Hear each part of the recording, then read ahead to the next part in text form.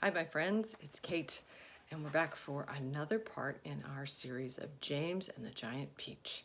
As you may remember, when we ended last, James was attaching the last loop around the neck of the seagull to lift the peach out of the water, to protect it from the sharks. And they had lifted it, and it had started to fly. Go, chapter 23. In a flash, everyone was on top. "Oh, isn't it beautiful?" they cried.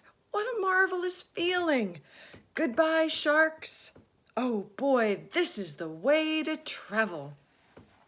Miss Spider, who is literally squealing with excitement, grabbed the centipede by the waist, and around the peach stem they danced together. The earthworm stood up on his tail and did a sort of wiggle of joy all by himself. The old green grasshopper kept hopping higher and higher in the air. The ladybug rushed over and shook James warmly by the hand. The glowworm, who was at the best of times a very shy and silent creature, sat glowing with pleasure near the tunnel entrance. Even the silkworm, looking white and thin and completely exhausted, came creeping out of the tunnel to watch this marvelous ascent. Up and away they went, and soon they were as high as the top of a church steeple above the ocean. "I'm a bit worried about the peach," James said to the others as soon as all the dancing and shouting had stopped. I wonder how much damage those sharks have done to it underneath. It's quite impossible to tell from up here." "Well, why don't I go down and over the side and make an inspection?" Miss Spider said. "It'll be no trouble at all, I assure you." And without waiting for an answer, she quickly produced a length of silk thread and attached it to the end of the peach stem. "I'll be back in a jiffy," she said, and then she walked calmly over the edge of the peach and jumped off, paying out the thread behind her as she fell. The others crowded anxiously around the place where she had gone over. "Wouldn't it be dreadful if the thread broke?" the ladybug said. There was a rather long silence. Are you all right, Miss Spider?" shouted the old green grasshopper. "Yes, thank you," her voice answered from below. "I'm coming up now." And up she came, climbing foot over foot up the silk thread, and at the same time tucking the thread back cleverly into her body as she climbed past it. "Is it awful?" they all asked. "Is it all eaten away? Are there great holes in it everywhere?" Miss Spider clambered back up onto the deck with a pleased but rather puzzled look on her face. "You won't believe this," she said, "but actually there's hardly any damage down there at all. The peach is almost untouched. There are just a few tiny pieces out of it here and there, but nothing more." "You must be mistaken," James told her. "Of course she's mistaken," the centipede said. "I promise you I am not," Miss Spider answered. "But there were hundreds of sharks all around us. They churned the water into a froth. We saw their great mouths opening and shuddering." "I don't care what you saw," Miss Spider answered. "They certainly didn't do much damage to the peach." Then why did we start sinking?" the centipede asked. "Perhaps we didn't start sinking," the old green grasshopper suggested.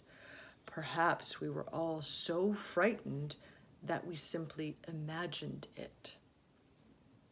This, in point of fact, was closer to the truth than any of them knew. A shark, you see, has an extremely large, long, sharp nose, and its mouth is set very awkwardly under its face and a long way back. This makes it more or less impossible for it to get its teeth into a vast, smooth, curving surface, such as the side of a peach. Even if the creature turns onto its back, it still can't do it, because the nose always gets in the way. If you have ever seen a small dog trying to get its teeth around an enormous ball, then you'll be able to imagine roughly how it was with the sharks and the peach. "It must have been some kind of magic," the ladybug said. "The holes must have healed themselves." "Oh, look, there's a ship below us," shouted James. Everybody rushed to the side and peered over. None of them had ever seen a ship before. "Looks like a big one. It's got 3 funnels. You can even see the people on the decks. Let's wave to them. Do you think they can see us?"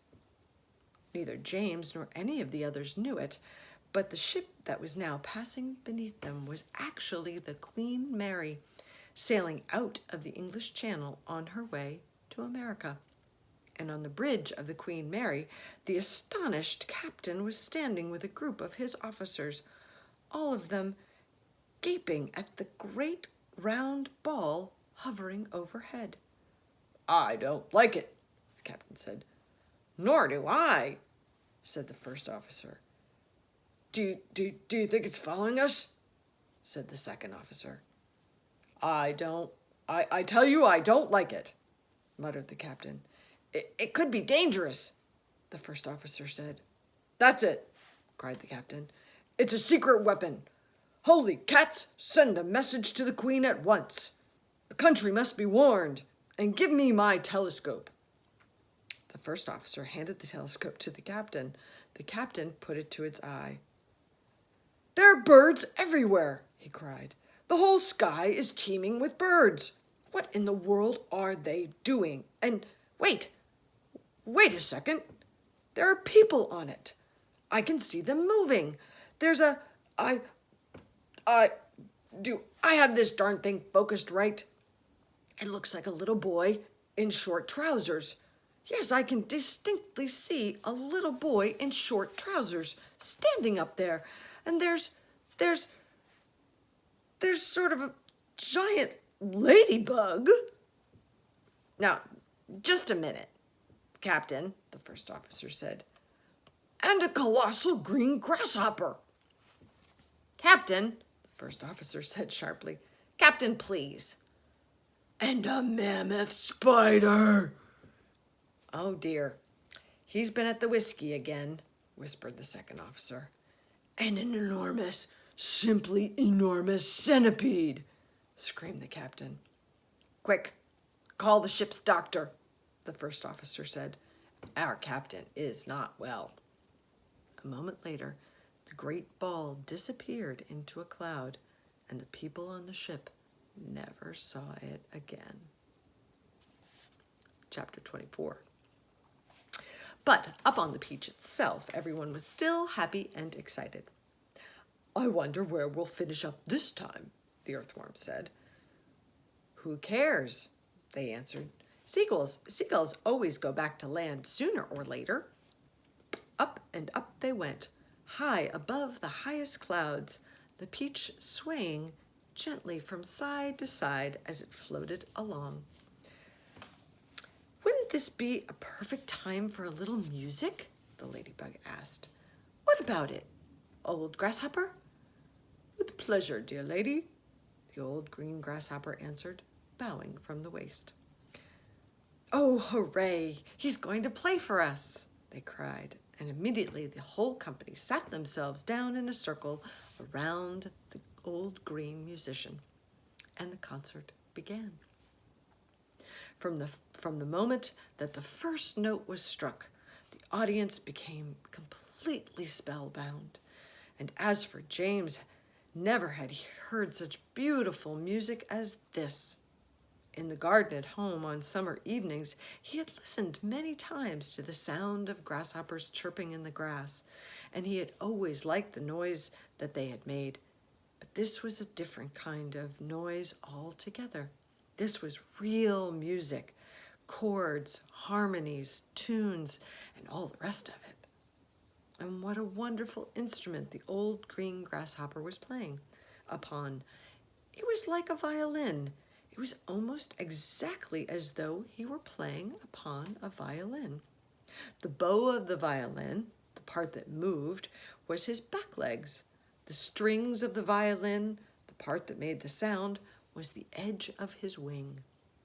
He was using only the top of his back leg, the thigh, and he was stroking up and down against the edge of his wing with incredible skill. Sometimes slowly, sometimes fast, but always with the same easy flowing action. It was precisely the way a clever violinist would have used his bow. And the music came pouring out and filled the whole blue sky around them with magic melodies. When the first part was finished, everyone clapped madly, and Miss Spider stood up and shouted, "Bravo, bravo, encore! Give us more!" "Did you like that, James?" the old green grasshopper asked, smiling at the small boy. "Oh, I loved it," James answered. "It was beautiful. It was as though you had a real violin in your hands." "A real violin?" the old green grasshopper cried. "Good heavens! I like that, my dear boy. I am a real violin. It is a part of my body." "But do all grasshoppers play their music on violins the same way as you do?" James asked him. "No," he answered, "not all. If you want to know, I happen to be a short-horned grasshopper. I have only 2 short feelers coming out of my head. Can you see them?"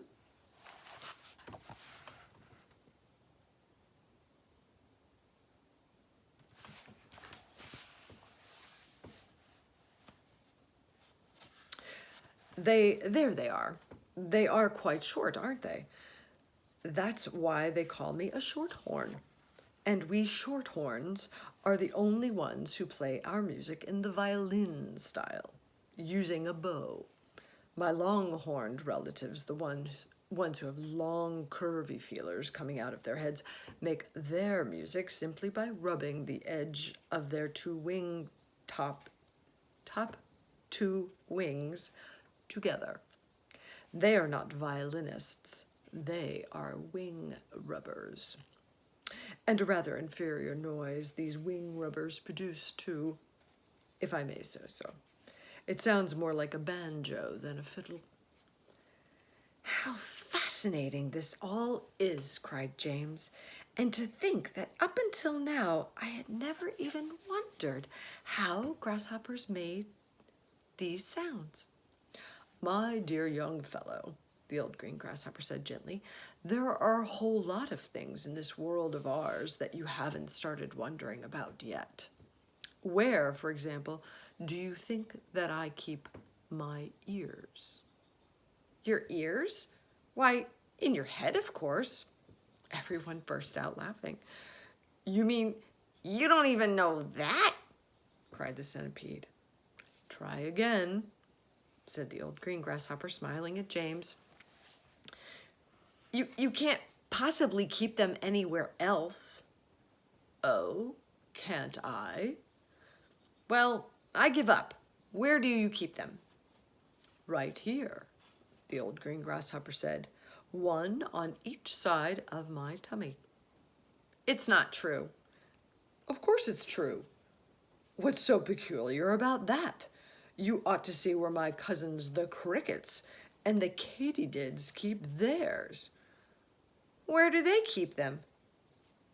"In their legs, one in each front leg, just below the knee." "You mean you didn't know that either?" the centipede said scornfully. "You're joking," James said. "Nobody could possibly have ears in his legs."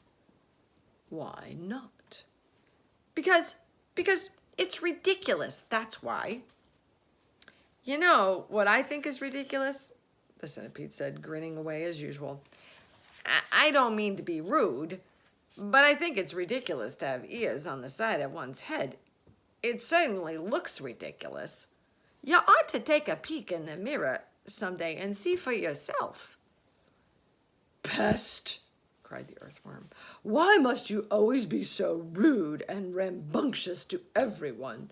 You ought to apologize to James at once." Chapter 25. James didn't want the earthworm and the centipede to get into another argument, so he said quickly to the earthworm, "Tell me, do you play any kind of music?" "No, but I do other things, some of which are really quite extraordinary," the earthworm said, brightening. "Such as what?" asked James. "Well," the earthworm said, "next time you stand in a field or a garden and look around you, then just remember this, that every grain of soil upon the surface of the land, every tiny bit of soil that you can see, has actually passed through the body of an earthworm during the last few years. Isn't that wonderful?" "It's not possible," said James. "My dear boy, it's a fact." "You mean you actually swallow soil?" "Like mad," the earthworm said proudly, "in one end and out the other." "But what's the point?" "What do you mean, what's the point?" "Why do you do it?" "We do it for the farmers. It makes the soil nice and light and crumbly so that things will grow well in it. If you really want to know, the farmers couldn't do without us. We are essential. We are vital. So it's only natural that the farmer should love us. He loves us even more, I believe, than he loves the ladybug." "The ladybug?" said James, turning to look at her. "Do they love you too?" "I am told they do," the ladybug answered modestly, blushing all over. "In fact, I understand that in some places the farmers love us so much that they go out and buy live ladybugs by the sackful and take them home and set them free in their fields. They are very pleased when they have lots of ladybugs in the field." "But why?" James asked. "Because we gobble up the nasty little insects that are gobbling up the farmers' crops. It helps enormously, and we ourselves don't charge a penny for our services." "Wow, I think you're wonderful," James told her. "Can I ask you one special question?" "Please do." "Well, is it really true that I can tell how old a ladybug is by counting her spots?" "Oh, no, that's just a children's story," the ladybug said. "We never change our spots. Some of us, of course, are born with more spots than others, but we never change them. The number of spots that a ladybug has is simply a way of showing which branch of the family she belongs to. I, for example, as you can see for yourself, am a 9-spotted ladybug. I am very lucky. It is a fine thing to be." "It is indeed," said James, gazing at the beautiful scarlet shell with the 9 black spots on it. "On the other hand," the ladybug went on, "some of my less fortunate relatives have no more than 2 spots altogether on their shells. Can you imagine that? They are called 2-spotted ladybugs, and very common and ill-mannered they are, I regret to say. And then, of course, you have the 5-spotted ladybugs as well. They are much nicer than the 2-spotted ones, although I myself find them a trifle too saucy for my tastes." But they are all of them loved?" said James. "Yes," the ladybug answered quietly. "They are all of them loved." "It seems that almost everyone around here is loved," said James. "How nice this is." "Not me," cried the centipede happily. I am a pest, and I am proud of it. Oh, I am such a shocking, dreadful pest. Hear, hear, Earthworm cried. But what about you, Miss Spider? Asked James. Aren't you also much loved in the world? Alas, no, Miss Spider answered, sighing long and loud. I am not loved at all, and yet I do nothing but good. All day long I catch flies and mosquitoes in my webs. I am a decent person. I know you are, said James. It is very unfair the way we spiders are treated, Miss Spider went on. Why, only last week your horrible Aunt Sponge flushed my dear father down the plug hole in the bathtub. Oh, how awful, cried James. I watched the whole thing from a corner up in the ceiling, Miss Spider murmured. It was ghastly. We never saw him again. A very large tear rolled down her cheek and fell with a splash on the floor. But is it not very unlucky to kill a spider? James inquired, looking around to the others. Of course it's unlucky. It's unlucky to kill a spider, shouted the centipede. It's about the unluckiest thing anyone could do. Look what happened to Aunt Sponge after she'd done that. Bump. We all felt it, didn't we, as the peach went over her. Oh, what a lovely bump that must have been for you, Miss Spider. It was satisfactory, Miss Spider answered. Will you sing us a song about it, please? So the centipede did. Aunt Sponge was terrifically fat and tremendously flabby at that. Her tummy and waist were as soggy as paste. It was worse on the place where she sat. So she said, I must make myself flat. I must make myself as sleek as a cat. I shall do without dinner to make myself thinner. But along came the peach. Oh, that beautiful peach. And made her far thinner than that. That was very nice, Miss Spider said. Now, sing us one about Aunt Spiker. With pleasure. Aunt Spiker was as thin as a wire, and as dry as a bone, only drier. She was so long and so thin, if you carried her in, you could use her for poking the fire. I must do something quickly, she frowned. I want fat. I want pound upon pound. I must eat lots and lots of marshmallow and chocks till I start bunching out all around. Ah, yes, she announced, I have sworn that I'll alter my figure by dawn. Cried the peach with a snigger, till I'll alter your figure and I enter out on the lawn. Everyone clapped and called out for more songs. The centipede, who at once launched into his favorite song of all.